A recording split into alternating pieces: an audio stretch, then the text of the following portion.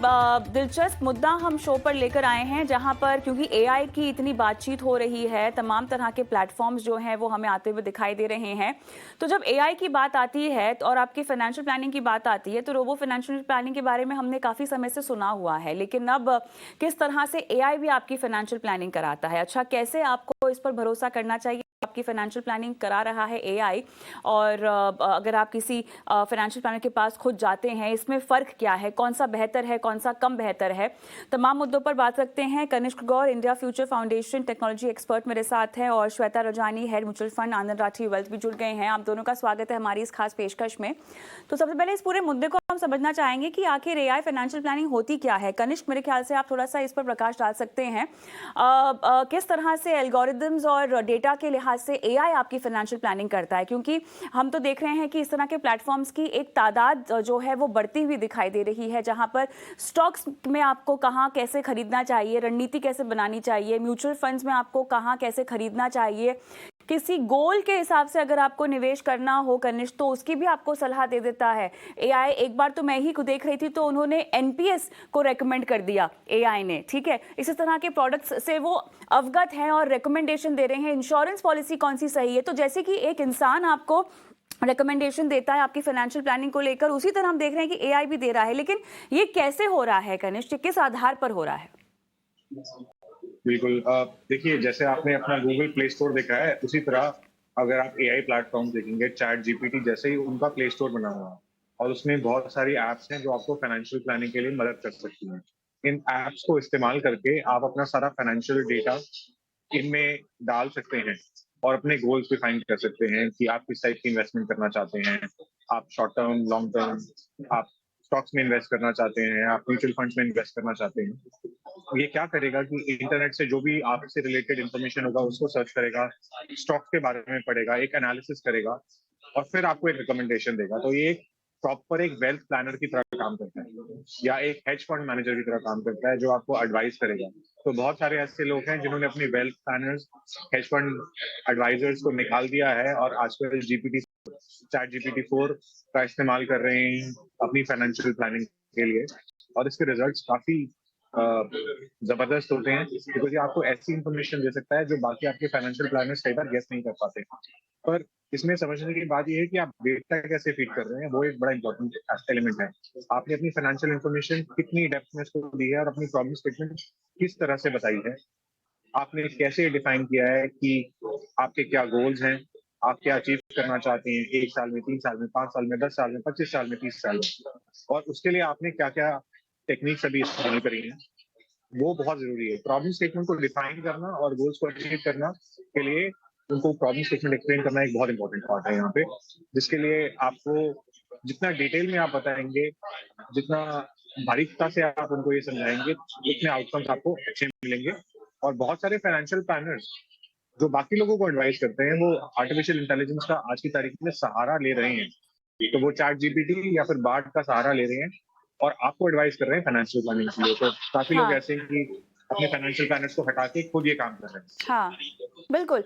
तो देखिए, टेक्नोलॉजी जब आगे बढ़ती है तो काफ़ी ज़्यादा सहूलियत भी आपकी ज़िंदगी में आ जाती है। लेकिन श्वेता, क्योंकि आज का जो शो है हमारा वो एआई फाइनेंशियल प्लानिंग को लेकर एक तरह की जुगलबंदी है। कनिष्क एक ऐसे शख्स हैं जो एआई को समझते हैं, इस प्लेटफॉर्म को समझते हैं और कैसे आपकी फाइनेंशियल प्लानिंग करने में ये आपकी सहायता करते हैं, उस पर जानकारी देंगे। लेकिन श्वेता मेरे ख्याल से उस नज़रिए को यहाँ पर पेश करेंगी जहाँ पर एआई से फाइनेंशियल प्लानिंग के डूज एंड डोंट्स वो रखना चाहेंगी, या आपका क्या टेक है एआई के जरिए फाइनेंशियल प्लानिंग करवाने को लेकर? श्वेता, पहले तो आप यही बता दीजिए, उसके बाद मैं एक जुगलबंदी का छोटा सेशन करना चाहूंगी जहां पे अलग अलग पैरामीटर्स पर मैं आप दोनों से आपकी राय पूछना चाहूंगी एआई से फाइनेंशियल प्लानिंग करवाने पर। लेकिन उससे पहले आपका स्टैंड क्या होगा श्वेता? जी। कविता जी, मेरा स्टैंड ये रहेगा कि आपको दोनों ही बहुत ज़रूरी हो जाता है। एक फाइनेंशियल प्लानर तो आपको चाहिए ही, और उसके साथ एआई टेक्नोलॉजी अगर जुड़ जाए तो वो एक अगले लेवल पे आपको ले जा सकता है। जैसे कनिष्क कह रहे थे थोड़े टाइम पहले कि आपको एआई मॉडल अगर आप यूज़ कर रहे हैं या रोबो एडवाइजरी यूज़ कर रहे हैं, तो आपकी प्रॉब्लम स्टेटमेंट अच्छे से डिफाइन करनी पड़ जाती है। अ, मेरी राय में वो प्रॉब्लम स्टेटमेंट क्या है, वहीं पर निवेशक काफ़ी हद तक अटक जाते हैं कि उन्हें वो जो अपना लक्ष्य क्या है, कैसा है, कैसे बनाना चाहिए, वही उनको क्लैरिटी नहीं होती। सो उस स्टेज पे कि आप अपना लक्ष्य कैसे लिखें, वो प्रॉब्लम स्टेटमेंट डिफाइन कैसे करें, एक पर्सनल एडवाइजर या पर्सनल फाइनेंसर की जरूरत आपको पड़ जाती है एक वो स्टेज पे। हाँ, फिर जो एक रोबो एडवाइजरी कर रहा है वो तो एक पर्सनल एडवाइजर कर ही सकता है। और जैसे हम कहते हैं पर्सनल फाइनेंस, राइट, तो वो एक पर्सनल टच जो आपको चाहिए रहता है हर स्टेज पे। ना ही उस स्टेज पे जब आप अपना लक्ष्य बना रहे हैं, बट जब आपको सुझाव भी मिल रहे हैं, तो कई बारी आप उसको इम्प्लीमेंट कर रहे हैं या नहीं। अ, उस स्टेज में एक एडवाइजर का रोल बहुत महत्वपूर्ण हो जाता है। हाँ, जब आप पोर्टफोलियो कंस्ट्रक्शन कर रहे हैं, जब आप ये डिसीजन ले रहे हैं कि क्या एसेट एलोकेशन होनी चाहिए, कौन से प्रोडक्ट्स में आप निवेश कर सकते हैं, अ, उन स्टेजेस के लिए एक एआई मॉडल या एक एल्गोरिथम की मदद लेना बहुत ही जरूरी होता है। एक एफिशिएंसी आ जाती है, लेकिन जजमेंट, ह्यूमन जजमेंट भी जरूरी होती है जब आप हर स्टेज पे अपनी ये एक डिसीजन ले रहे हैं। तो मेरी राय तो ये है कि जो एक रोबो एडवाइजर कर सकता है वो एक पर्सनल फाइनेंस मैनेजर कर सकता है काफी हद तक। बट पर्सनल फाइनेंस मैनेजर जो आपके लिए करेगा वो कुछ चीजें ऐसी होती है जो रोबो एडवाइजरी आपके लिए या एआई प्लेटफॉर्म आज के दिन पे वो नहीं करेगा आपके लिए। आप कितने सहमत हैं श्वेता की इस बात से कि ह्यूमन टच तो आपको लगेगा ही लगेगा? जो रोबो फाइनेंशियल एडवाइजर है उसकी लाइफ थोड़ी सी आसान हो सकती है टेक्नोलॉजी की वजह से, जहाँ पे डेटा बैक्ड इन्फॉर्मेशन हो गया और एल्गोरिदम का इस्तेमाल करना हो गया, लेकिन ह्यूमन टच तो लगेगा ही लगेगा। कनिष्क? नहीं, बिल्कुल मैं श्वेता की इस बात से एग्री करता हूँ कि ह्यूमन टच लगेगा, क्योंकि हर इन्वेस्टर का रिस्क टेकिंग एपेटाइट बहुत ज्यादा वैरी करता है। हर आदमी अलग तरह से सोचता है कि किस तरह से उसे इन्वेस्टमेंट करनी है। कई लोग चाहते हैं कि वो हाई रिस्क टेक करें, कुछ चाहते हैं मीडियम, कुछ चाहते हैं बैलेंस करके चले। हम सब देखते हैं, कोई इक्विटी में डालता है, कोई डेप्थ में इन्वेस्ट करता है, कुछ बैलेंस में करता है। तो किस तरह का रुझान रहेगा एक आम इंसान का, उसको समझने के लिए एक ह्यूमन टच एक बहुत इंपॉर्टेंट रोल प्ले करता है। कई बार मशीन के लिए समझना दिक्कत होता है कि एक आदमी का रिस्क टेकिंग एपेटाइट कितना है। इसलिए एक पर्सनल फाइनेंशियल प्लानर का रोल इक्वली इम्पोर्टेंट है, ये समझने के लिए कि जो आदमी इन्वेस्टर है वो किस हिसाब से अपनी बेट्स ले रहा है, किस हिसाब से वो इन्वेस्टमेंट करना चाह रहा है, क्या उसका रिस्क टेकिंग एपेटाइट है, किस तरह की उसकी दिक्कतें हैं। बहुत सारी चीजें होती हैं जो आप मशीन को नहीं बता सकते हैं। जैसे आपकी हेल्थ से रिलेटेड इन्फॉर्मेशन है जो आपको लगता है कि हाँ, या कुछ आपकी फैमिली रिलेटेड इन्फॉर्मेशन है, कुछ आपकी हिस्ट्री है, पर्सनल चॉइसेस हैं, कुछ आपने कुछ सैक्रिफाइसेस किए हैं इस पैसे को इकट्ठा करने के लिए। जो ह्यूमन टच है ना, वो एआई पूरा नहीं कर सकता है। तो एक पर्सनल फाइनेंशियल प्लानर का बहुत इंपॉर्टेंट रोल होता है आपको ये चीजें बताने में, समझाने में, और जैसे श्वेता ने बताया प्रॉब्लम स्टेटमेंट को करेक्टली डिफाइन करने के लिए, राइट। वो एक एलिमेंट है जो एआई नहीं रिप्लेस कर सकता, तो उसकी मुझे लगता है काफी जरूरत होती है। कुल मिला के यहाँ पर हम कह सकते हैं कि एआई की भी बहुत ज़्यादा लिमिटेशंस होती हैं, और क्योंकि हम एक ह्यूमन नेचर की बात कर रहे हैं, आप अपने फाइनेंसेस की बात कर रहे हैं, और फाइनेंसेस कहीं ना कहीं आपके बिहेवियर के साथ जुड़े हुए हैं। आप एक तरह की रणनीति तो पा सकते हैं, लेकिन श्वेता, जैसा कि आपने भी कहा शुरुआत में, ह्यूमन टच इसीलिए ज़रूरी होता है क्योंकि आपके फाइनेंशियल बिहेवियर को समझना बहुत ज़रूरी होता है। क्या अभी तक जितना भी एआई का सेटअप हमारे पास मौजूद है, या जिस भी तरह के एआई स्पेस की हम बात कर रहे हैं जो फाइनेंशियल प्लानिंग करते हैं, श्वेता, क्या कोई भी इस लेवल तक पहुंचा है जहां पर आपके खर्च करने के पैटर्न को जो है वो देखा जा रहा है, किस तरह से आप रिस्क से डरते हैं वो समझा जा रहा है, कैसे आपका बिहेवियर बाजार के उतार चढ़ाव, वॉलेटिलिटी को देखते हुए बदलता है, क्या इसको ट्रैक किया जा रहा है? और अगर नहीं, तो जब तक एआई ऐसा नहीं करेगा तब तक वो किसी ह्यूमन फाइनेंशियल प्लानर से आगे नहीं निकलेगा, ऐसा आप मानती हैं? बिल्कुल। कविता जी, आपके पास आज ऐसे प्लेटफॉर्म्स हैं जो ये डेटा एनालिटिक कर रहे हैं कि आपका महीने भर का खर्च कैसा है, आपका बिहेवियर कैसा है। पर ये स्टेज पे जाना काफी केसेस में, मैं आपको एक एग्जांपल देती हूँ। आपके पास निवेशक होगा जो कहेगा कि मैं बहुत ज्यादा जोखिम ले सकता हूँ, तो मैं अग्रेसिव रिस्क कैटेगरी में कंसिडर कर सकते हैं आप मुझे। लेकिन जब अगर एक कोविड लाइक सिचुएशन हो गई जहां पे फियर बहुत है, अनसर्टेनिटी बहुत है, वही आपका अग्रेसिव इन्वेस्टर का बिहेवियर चेंज हो जाता है सडनली, और वो एक कंजर्वेटिव इन्वेस्टर हो जाता है। तो उस स्टेज पे उस बिहेवियर को सही ट्रैक पे लाना और निवेशक को कहना कि आपको ये टेम्परेरी है और वो नेविगेट करना पीरियड, वो ह्यूमन टच जो एक पर्सनल फाइनेंशियल एडवाइजर आपको लाता है, वो कोई भी आज का एआई मॉडल नहीं ट्रैक कर पाएगा एट दिस स्टेज।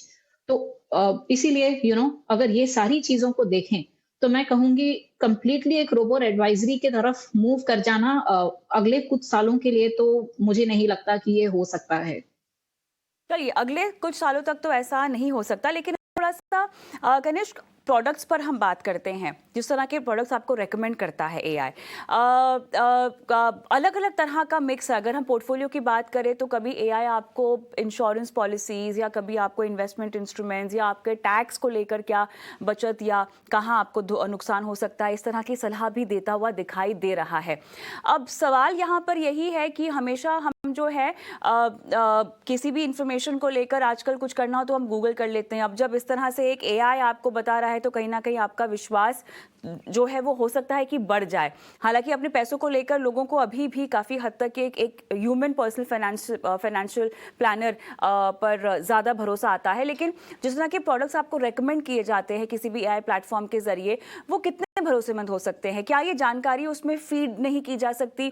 कैसे नहीं हो सकता कि कोई प्रोडक्ट कैटेगरी अपने आप को ज़्यादा बढ़ाना चाहते हैं, प्रमोट करना चाहते हैं, और इसीलिए वो एआई प्लेटफॉर्म पे अगर आप कुछ भी सवाल डालें तो है कि वो पॉपअप हो जाए और वो जवाब के तौर पे आ जाए? क्या ऐसा कुछ हो सकता है क्या, या क्या हमें धोखा भी मिल सकता है?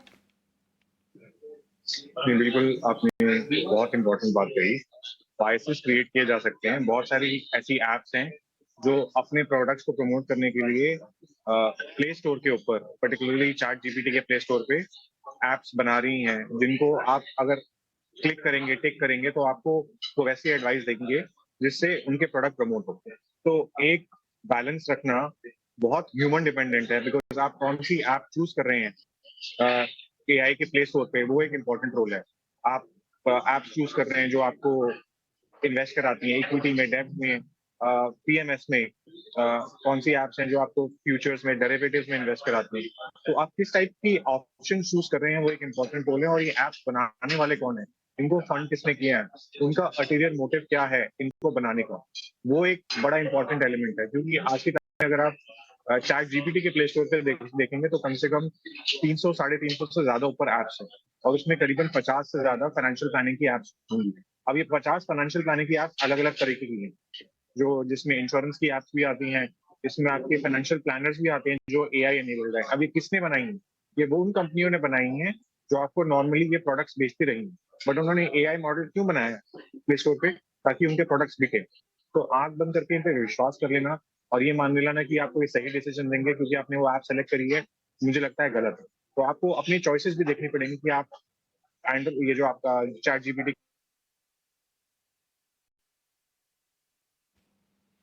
चलिए, तो यहाँ पर कहीं ना कहीं आपको अपनी चॉइसेस देखनी होंगी। और श्वेता, अगर मैं आपके पास आना चाहूँ, क्योंकि काफ़ी हद तक कनिष्ठ अपने जवाब में ये बात तो सामने ला दी कि किस तरह से आपको भरोसा नहीं करना है, तो यहाँ पर भी क्या एक रेगुलेशन की जरूरत पड़ सकती है आने वाले समय में? श्वेता, जिस तरह से कनिष्ठ ने समझाया कि कुछ इन्वेस्टमेंट इंस्ट्रूमेंट्स को प्रमोट किया जा सकता है गलत तरीके से, तो ये भी रेगुलेशन के दायरे में आ जाना चाहिए फिर? बिल्कुल कविता जी, बहुत जरूरी है कि इस पे भी एक रेगुलेशन आगे जाके आनी चाहिए। जैसे हमने पिछले कुछ महीनों में या पिछले कुछ सालों में देखा है कि सभी एक एक प्रोडक्ट कैटेगरी को और एक एक डिस्ट्रीब्यूटर कैटेगरी को लेके भी रेगुलेशंस ला रहे हैं। हमने इन्वेस्टमेंट एडवाइजरी की रेगुलेशन देखी है, हमने डिस्ट्रीब्यूटर्स के लिए क्या बेस्ट प्रैक्टिसेस होनी चाहिए, ये सभी ले आए हैं। कुछ टाइम पहले तक फिन इन्फ्लुएंसर्स के लिए रेगुलेशन आई थी। तो वो एआई को भी आप क्या प्रोडक्ट्स किस प्लेटफॉर्म पे क्या एडवर्टाइज कर सकते हैं, क्या इंफॉर्मेशन दे सकते हैं, क्या ट्रांसपेरेंसी होनी चाहिए, किस बेसिस पे वो मॉडल क्रिएट हुआ है, सारी चीजें एक रेगुलेटर के अंडर आनी बहुत जरूरी हो जाएगी। क्योंकि जैसे जैसे आपका यूजेज बढ़ेगा, ये बहुत जरूरी हो जाता है कि investor awareness and investor protection के लिए क्या जरूरी है, उसे रेगुलेटर को ध्यान तो देना ही पड़ेगा। ख्याल से अब इस चर्चा को समेटने का समय आ गया है। तो ओवरऑल आप दोनों का टेक हमें समझ में आ गया, लेकिन सवाल यहाँ पर यही है कनिष्क, क्या ये कहना सही होगा कि फिलहाल अगर आप एक रिसर्च के तौर पे काम करना चाहते हैं और जानकारी पाना चाहते हैं तो मेरे ख्याल से एआई का आप इस्तेमाल कर सकते हैं, लेकिन ओवरऑल आपकी इन डेप्थ फाइनेंशियल प्लानिंग के लिए अभी भी वो वक्त नहीं आया है कि आप पूरी तरह से एआई पे डिपेंड हो जाएं? क्या कहेंगे? बिल्कुल बिल्कुल, क्योंकि एआई में अभी कोई रेगुलेशन नहीं है, किस तरह का बायस है, कौन आपको ये प्रोडक्ट्स बना के दे रहा है एआई के ऊपर, उस पर कितना कंट्रोल है सरकार का, कितना कंट्रोल है रेगुलेटर्स का जैसे सेबी का, वो सब अभी क्लियरली कोई डिफाइन नहीं है। इंडिया में पर्टिकुलरली एआई पर कोई लॉ नहीं है, ग्लोबली भी नहीं है। तो जब यहाँ पे रेगुलेशन है ही नहीं, तो एक बड़ा स्ट्रॉन्ग रीजन हो सकता है कि यहाँ पे बायसेस हो, कुछ पर्टिकुलर प्रोडक्ट्स को प्रमोट किया जा रहा हो और इन्वेस्टर को जो एडवाइस दी जा रही हो वो गलत हो। और कल को अगर गलत एडवाइस दी गई एआई को, तो किसको पकड़ेंगे आप? एआई को पकड़ेंगे या उस प्रोडक्ट को बनाने वाले को पकड़ेंगे या इन कंपनियों को पकड़ेंगे? ये अभी भी कुछ भी क्लैरिटी नहीं है। तो इस समय मुझे लगता है कि हमें एक रिसर्च की तरह लेना चाहिए और जो हम एग्जिस्टिंग मॉडल्स फॉलो कर रहे हैं उनको उनका इस्तेमाल करके पर्सनल फाइनेंशियल प्लानर की मदद लेके अपनी खुद की रिसर्च करके या वो इन टूल्स को यूज करके एक आपको राइट एडवाइस दे सकते हैं। और राइट, और जाते जाते श्वेता, जिस तरह से आपने कहा कि इन्फ्लुएंसर्स और तमाम तरह के जो झोला छाप सलाह आपको देते रहते हैं सोशल मीडिया पर, उससे दूर रहना चाहिए, सतर्क रहना चाहिए। उसी तरह एआई के जरिए भी फाइनेंशियल प्लानिंग कर रहे हैं तो ज़रूरी नहीं है कि वो आपको बिल्कुल सही तरह की सलाह दे रहे हैं, यहाँ से भी जो है आपको बचना चाहिए। क्या कहेंगी आखिर में आप? जी, बिल्कुल। जैसे हम कई बारी देखते हैं, हम डॉक्टर के पास जाते हैं तो एक सेकंड ओपिनियन ले लेते हैं। वैसे ही जो हमने बहुत मेहनत करके हमारे पैसे बचाए हैं, जब हम उस पर एक डिसीजन ले रहे हैं तो खाली एक मॉडल पर हमें नहीं डिपेंड करना चाहिए और एक पर्सनल एडवाइजर की सलाह भी लेनी चाहिए और फिर आपकी क्या रणनीति बन रही है उस हिसाब से आपको आगे बढ़ना चाहिए अपने फाइनेंशियल जर्नी पे। मैं कहती आई हूँ कि आपकी मेहनत की कमाई की बात है। यहाँ पर आंख बंद करके आपको किसी पे भरोसा नहीं करना है। भले ही अगर आप ऐसे शख्स हैं जो सोशल मीडिया पर बहुत सारी इस तरह की वीडियोस देखते हैं जो चुटकी में आपको अमीर बनाने के वादे करते हैं, या अगर आप एआई पर बहुत ज़्यादा डिपेंडेंट है, थोड़ा सा अपने फाइनेंशियल बिहेवियर और अपनी मेहनत की कमाई का ख्याल आपको रखना चाहिए और एक सही जगह पर जाके सलाह लेनी चाहिए। कनिष्क, आपका बहुत बहुत धन्यवाद, समय निकाला, आपने दर्शकों का मार्गदर्शन किया। श्वेता, आप हमारे साथ बने रहें क्योंकि हाल हम लेंगे एक छोटा सा ब्रेक के उस पार दर्शकों को शो में शामिल करेंगे।